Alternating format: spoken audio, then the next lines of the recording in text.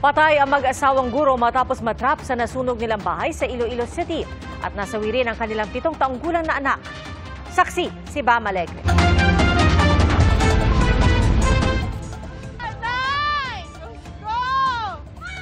Pag-iyak at sigawan ng ilang residente ang umalingaw-ngaw sa Iloilo City sa gitna ng sunog na sumiklab.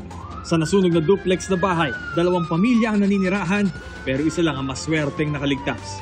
Sa investigasyon, patay ang mag-asawang guro pati ang 7 taong gulang nilang anak na babae matapos matrap sa bahay. Pagwa namon gali sir kasunog namon balay, natrap sila. Kaya ilang alagyan nagilang tani ang bintana. Oy man siya sir kagwa. Lumalabas sa investigasyon ng BFP Iloilo City na sa ikalawang palapag ng bahay nagsimula ang apoy. Posible ring palyadong linya ng kuryente ang dahilan ng sunog. Since gintukod ang balay mga 1960s pa, ang electrical line siya amo man gyapon, so daan na gid siya. Then may ginapulaw siya dira nga suga dira dapit nga area.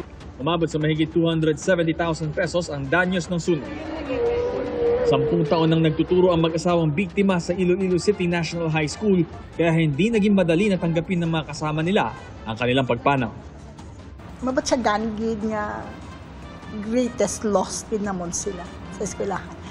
Kay ning mag-asawa tandem din nga daan sa visual arts namon no nga grupo. And di ko kabalo kung anong dason nga matabo because we lost them.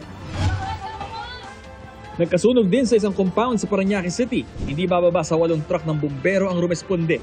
Compound siya, medyo may pagkalumaan naman yung bahay. Kaya light material sa mga niya, yung mga kisame. Kaya madaling kumalat. Ayon sa Bureau of Fire Protection, 8 bahay ang natupok ng apoy.